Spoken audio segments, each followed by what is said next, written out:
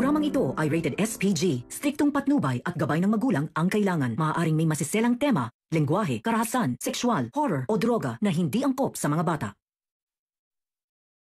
Nanganganib ang buhay ni Lilet nang dahil kay Era. Alamin natin. Welcome back sa aking channel. Mga kaganapan sa Lilet Matias.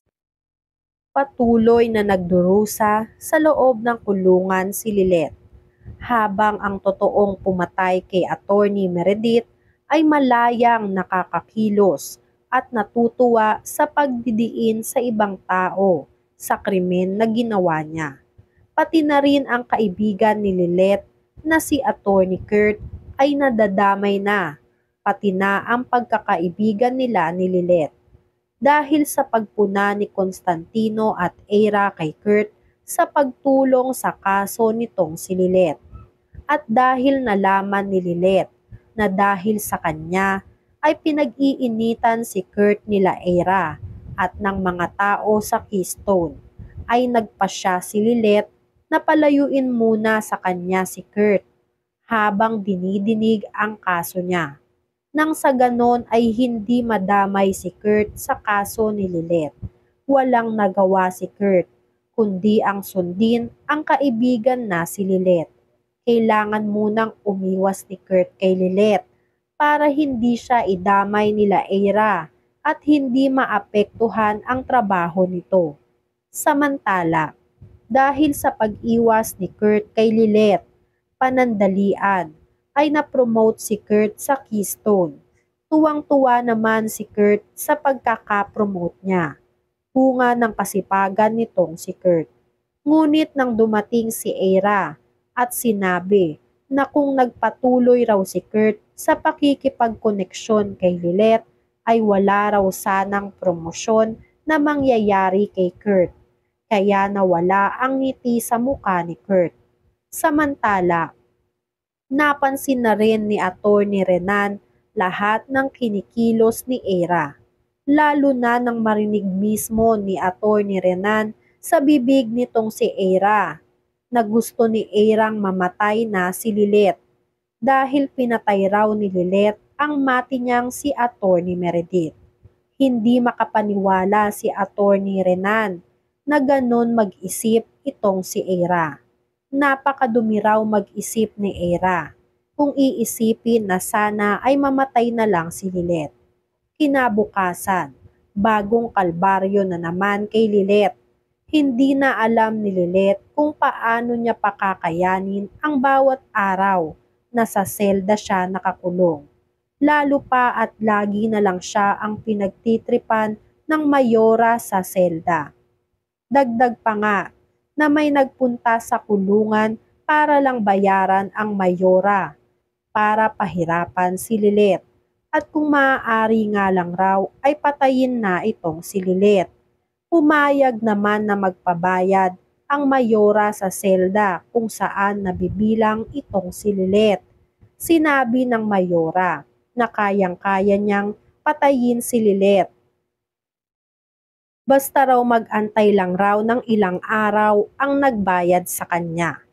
Si Era nga ang nagpunta o sumadya sa kulungan para magbayad ng tauhan o ng mayora para lang mapahirapan o mapatay si Lilet.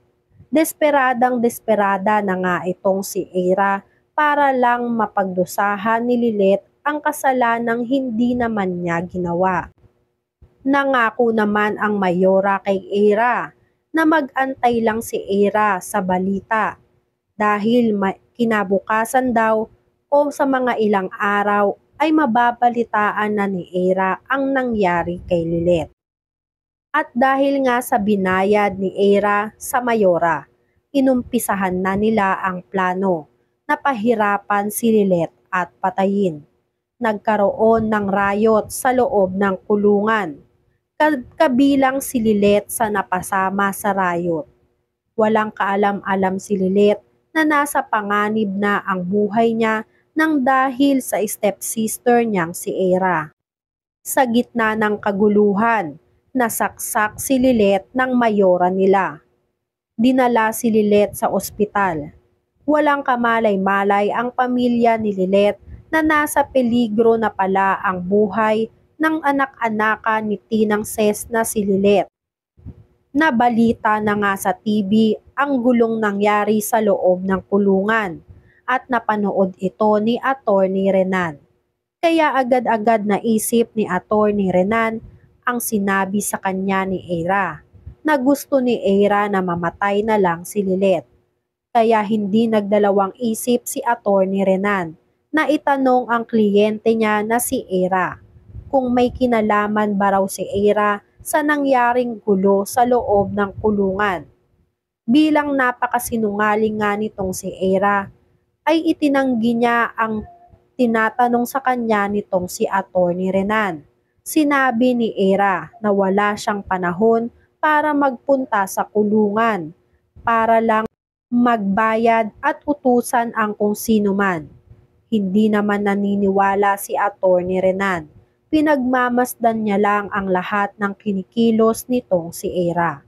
Sa kabilang banda, habang naghahapunan ang pamilya Matias, maya-maya ay biglang may tumawag kay Tinang Ses. Isang masamang balita ang bumungad kay Tinang Ses. Tumawag sa kanya ang pulis na humahawak kay Lilet at nasa ospital daw dinala itong si Lilet. Halos gumuho ang mundo nitong si Tinang Ses nang malaman na na-ospital si Lilet at nasaksak ng dahil sa riot sa loob ng kulungan. Nag-aalala lahat ng pamilya ni Lilet. Sinisisi ni Tinang Ses si Eira nang dahil kay Eira ay nalagay sa panganib ang buhay ng anak-anakan niyang si Lilet. Kaya walang ibang sisisihin itong si Tinang Ses, kundi itong si Eira. Pinuntahan nga ng pamilya Matias itong si Lilet sa ospital para makasiguro kung ano na ang kalagayan nitong si Lilet. Natutuwa naman itong si Eira sa nangyari kay Lilet, ngunit kulang pa raw ang ginawa kay Lilet. Gustong-gusto ni Eira talaga na mawala na sa mundong ibabaw itong si Lilet. Kaya gagawin lahat ni Eira kung hindi man mapatunayan na si Lilet ang may sala sa pagkawala ni Attorney Meredith, ay gagawa ng paraan si Eira para mawala na ng tuluyan si Lilet sa mundo. At dahil sa nangyari na pagsaksak kay Lilet, ay minabuti ni Kurt na siya na muna ang magtatanggol kay Lilet sa korte. Walang nagawa si Lilet kundi ang pumayag sa kagustuhan nitong si Lilet o nitong si Kurt dahil hindi pa naghihilom ang sugat nitong si Lilet. Nakatapat nitong si Kurt ang magaling na abogado na si Attorney Renan. Naiinis naman itong si Eira dahil tinalikuran din sila nitong si Kurt at pinagpatuloy pa rin ang pagtatanggol dito kay Lilet. Malaman na kaya ni Attorney Renan kung sino talaga ang tunay na killer? Si Eira nga kaya ang totoong killer ng sarili niyang ina?